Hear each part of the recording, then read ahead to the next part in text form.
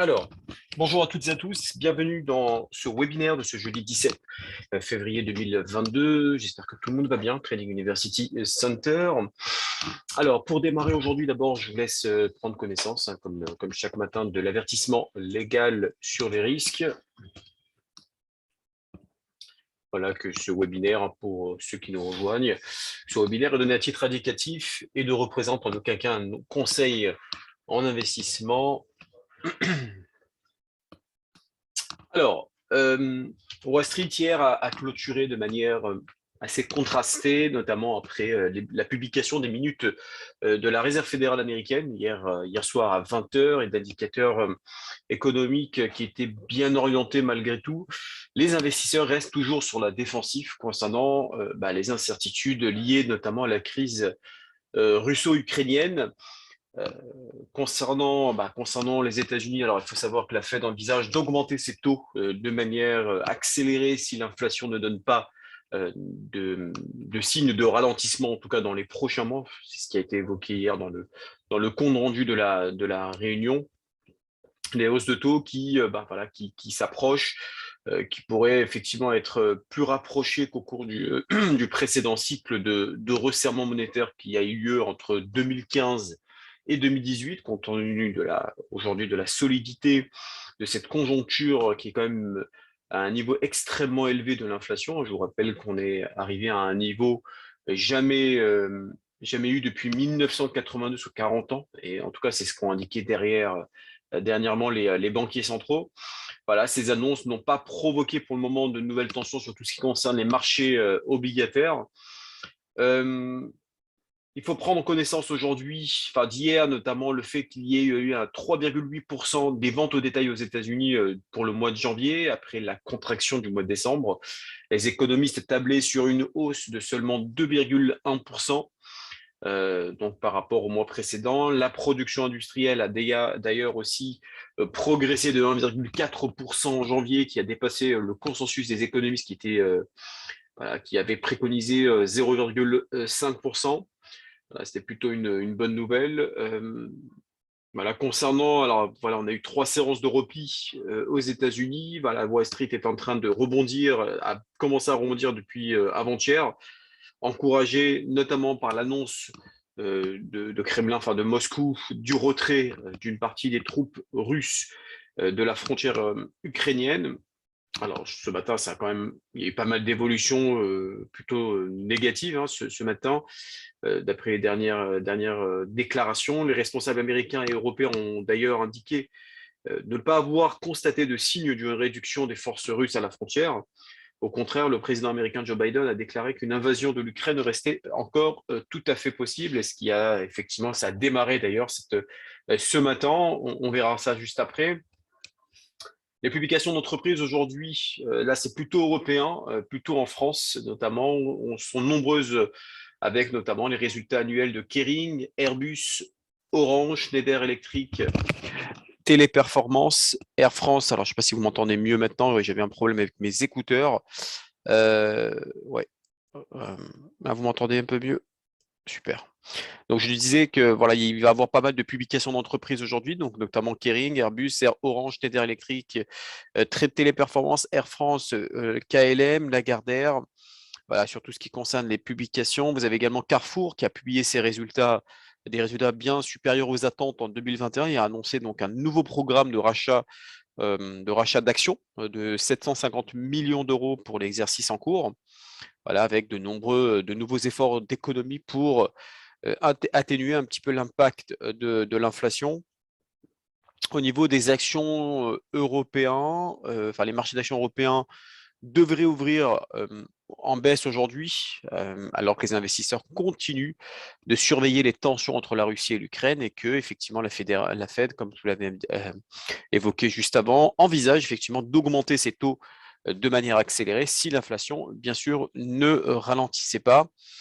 Au niveau de la Russie, il faut savoir que la Russie affirme que lundi avoir enjoint certaines troupes déployées près de la frontière ukrainienne à rejoindre leur base.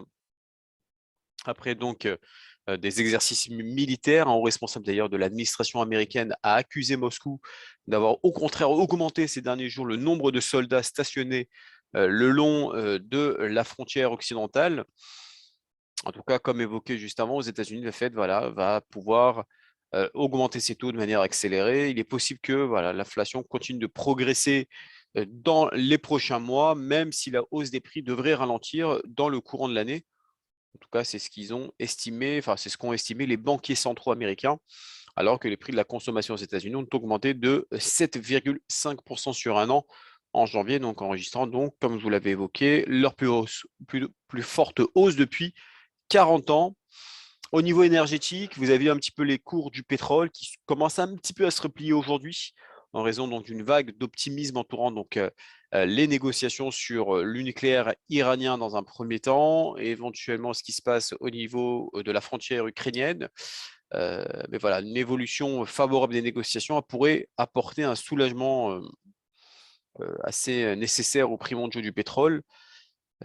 Voilà, l'arrivée potentielle de cette offre sur le marché pourrait améliorer les perspectives d'approvisionnement. Au niveau du calendrier économique, voici ce que nous avons aujourd'hui. C'est ce qui a été envoyé ce matin lors de la séance européenne.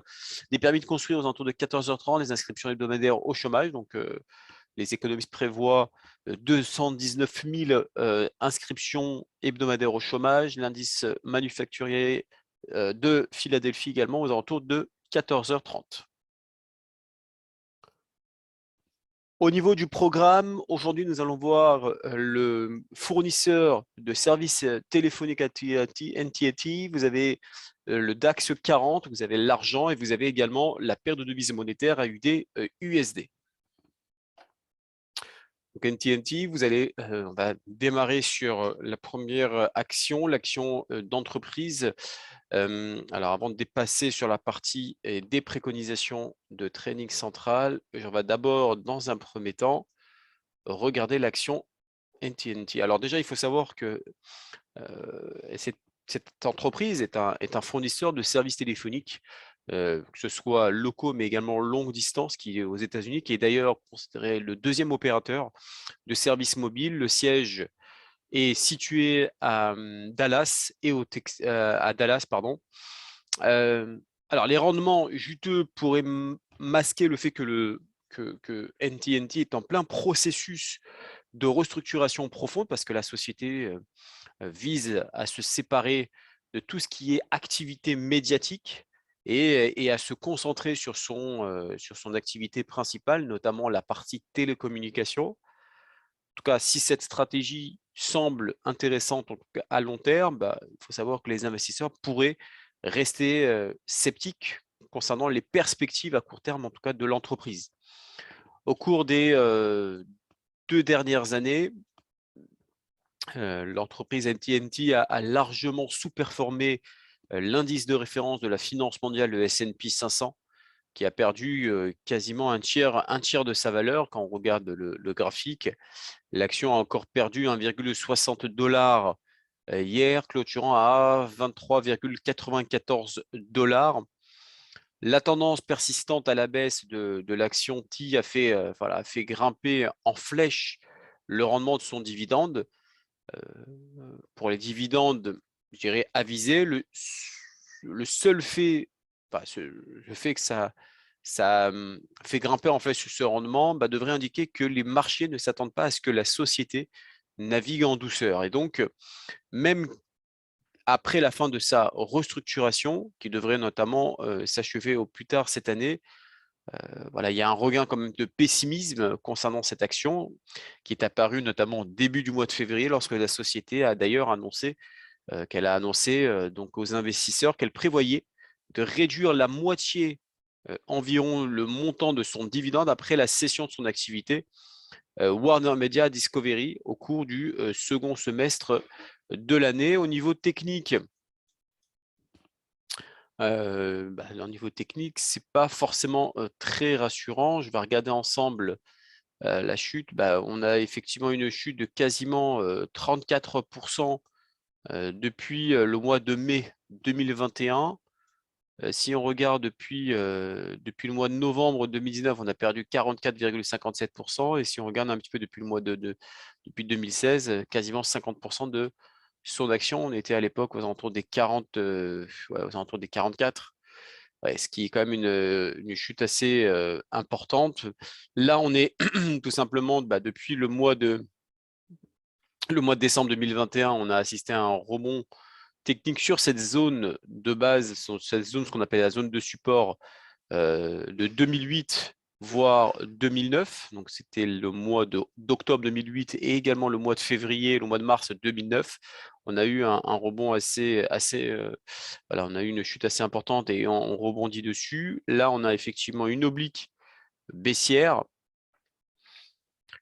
Tout nous porte à dire qu'on pourrait avoir une continuation baissière sur cette action d'entreprise. On va regarder en hebdomadaire ce qu'on peut visualiser sur l'action. L'action est tout simplement est très baissier. On va retirer ça. Hop.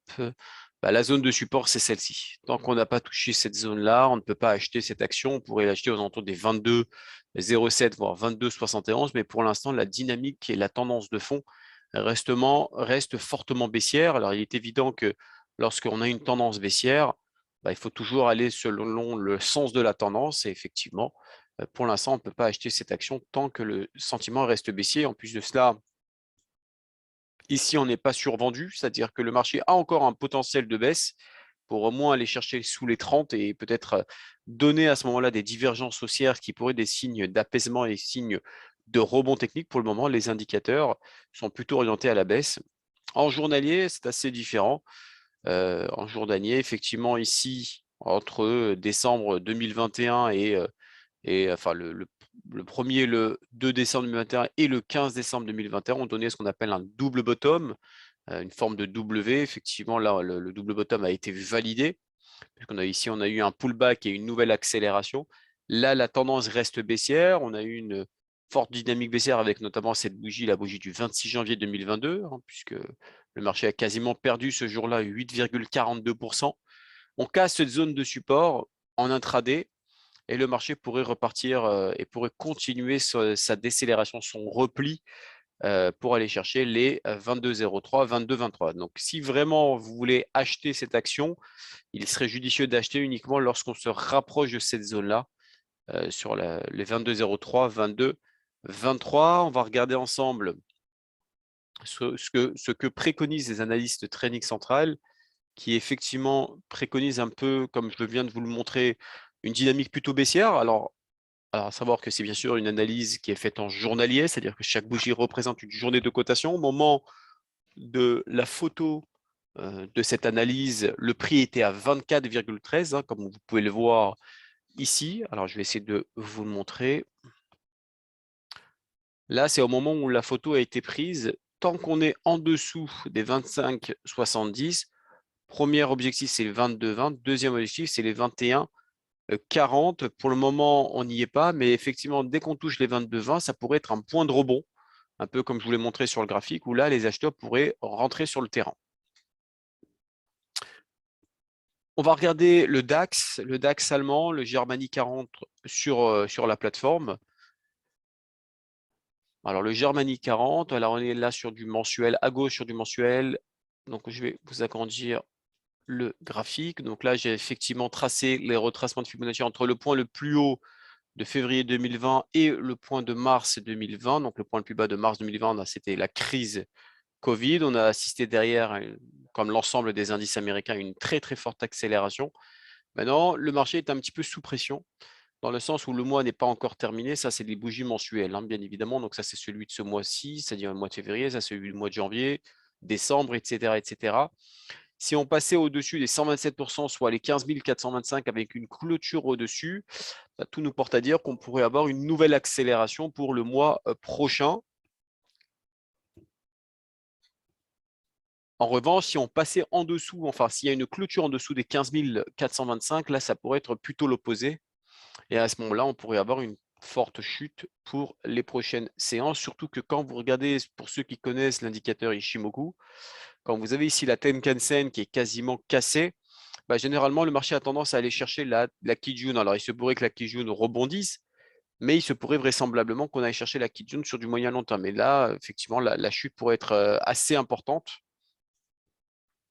puisqu'on pourrait aller chercher les 13 340, voire les 13 470, ce qui fait quasiment, par rapport au prix actuel, 2000 points à la baisse. Mais dans l'attente un petit peu des futures publications, notamment l'augmentation des taux d'intérêt qui auront un impact, bien sûr, sur les indices américains et par effet de contagion, on pourrait avoir également les indices européens qui risquent de subir le repli.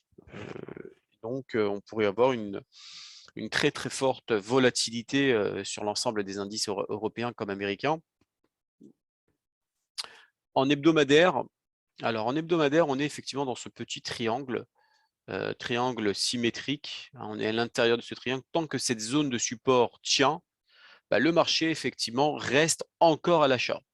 Maintenant, vous avez ici la Tenkan-sen et la Kijun qui bloquent l'accélération sur le Germany 40. Il se pourrait que si ça passe au-dessus de ces zones Tenkan-Kijun, alors on pourrait aller chercher la zone des 15 980, voire les 16 030. En revanche, une clôture hebdomadaire en dessous de cette zone technique que je viens de vous montrer, alors à ce moment-là, tout nous porte à dire qu'on a une belle autoroute devant nous pour avoir une nouvelle chute sur le Germany 40. Voilà, il faut vraiment surveiller cette zone que je viens de vous tracer en zone rectangulaire, une zone qu'il faudra suivre et surveiller comme l'huile sur le feu, parce qu'une cassure de cette zone-là, alors pourrait donner des signaux baissiers assez importants, ce qui rentre un peu dans le sillage un petit peu de ce que je viens de montrer sur le graphique mensuel, où la dynamique pourrait de nouveau revenir baissière si on passait en dessous des 127%, pardon, les 127,20%, soit les 15 425.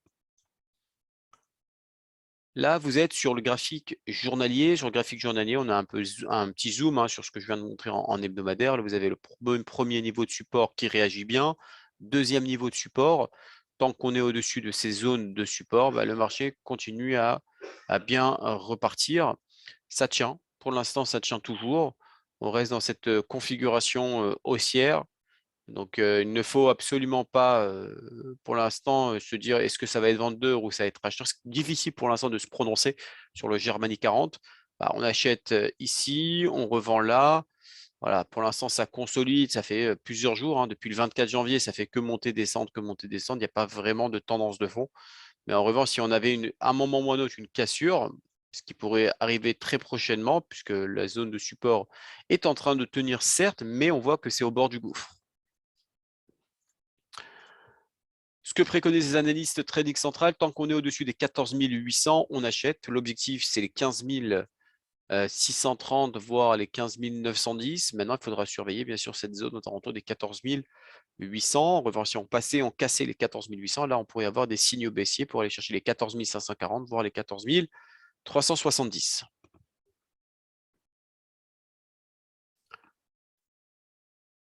On va regarder ensemble l'argent. Non, on va pas regarder. Oui, l'argent, pardon. L'argent. Attendez, je vais vous montrer ça tout de suite. Hop. Alors, on va d'abord regarder le graphique mensuel. Alors, le graphique mensuel, après ce triple top, vous avez un premier, un deuxième, un troisième top. Là, le marché est en train de réagir tout simplement sur la zone de support aux alentours des 21,77, voire les 22,49. Le marché a bien rebondi dessus. D'accord, on va essayer de me dire. Aux alentours des 22,45, pardon. Tout nous porte à dire qu'on peut aller s'orienter vers les 24,20, voire les 24,40. Si on passait au-dessus de ces zones que je viens de vous montrer, alors on pourrait aller se diriger vers cette zone de Kijun qui est là aux alentours des 25,07.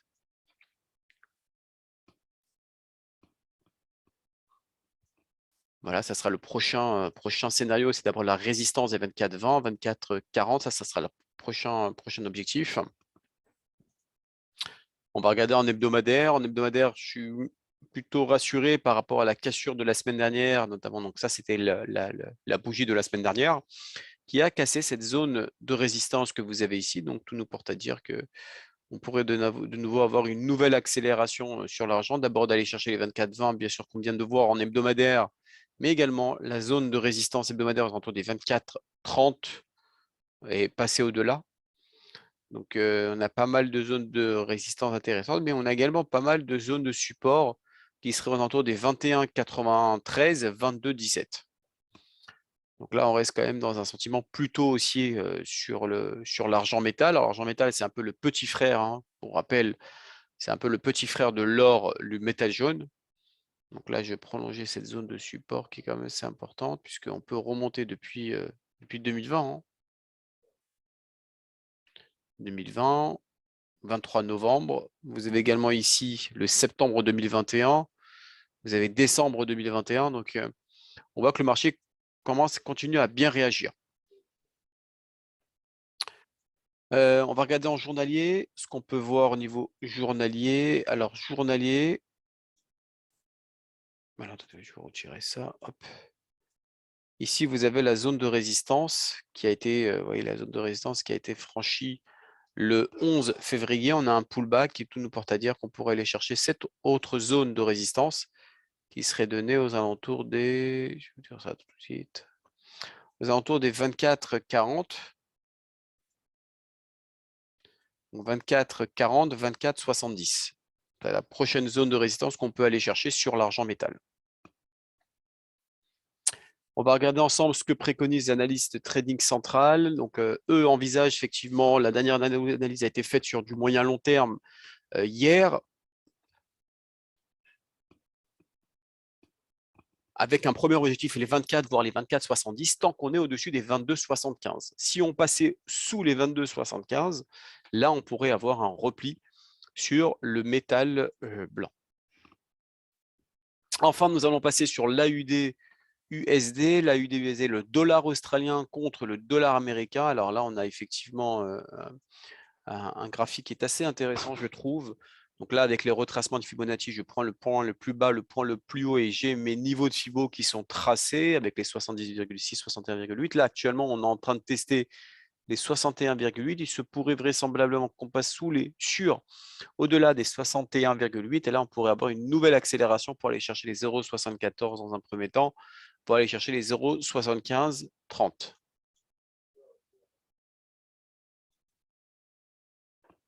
Alors, attendez, je vais essayer de vous montrer d'abord en hebdomadaire. En hebdomadaire, on a ici un double bottom. Hein, pour ceux qui nous rejoignent et qui ne savent pas ce qu'est un double bottom, je vais essayer de vous montrer cela.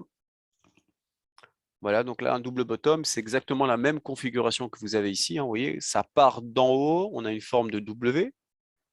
On a un pullback et on pourrait avoir une nouvelle accélération. Alors, donc on a un creux là, on a un deuxième creux ici. Bah, on a à peu près la même configuration, ça vient d'en haut, une forme de W.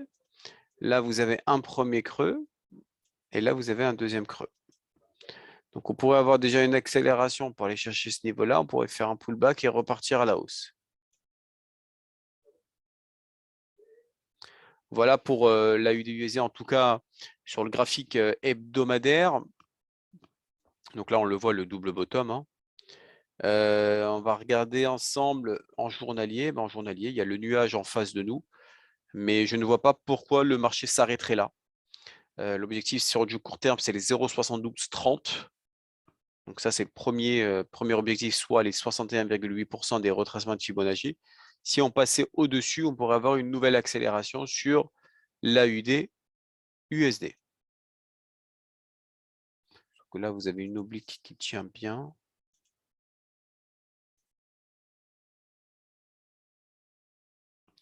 Voilà, pour ce que nous avons en tout cas sur l'analyse graphique.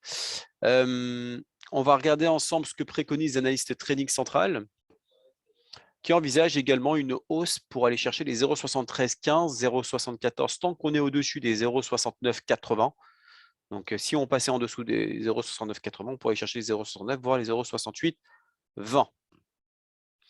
Voilà pour ce jeudi 17 février 2022. J'ai plus qu'à vous souhaiter une excellente journée et je vous dis à demain pour une prochaine revue de marché.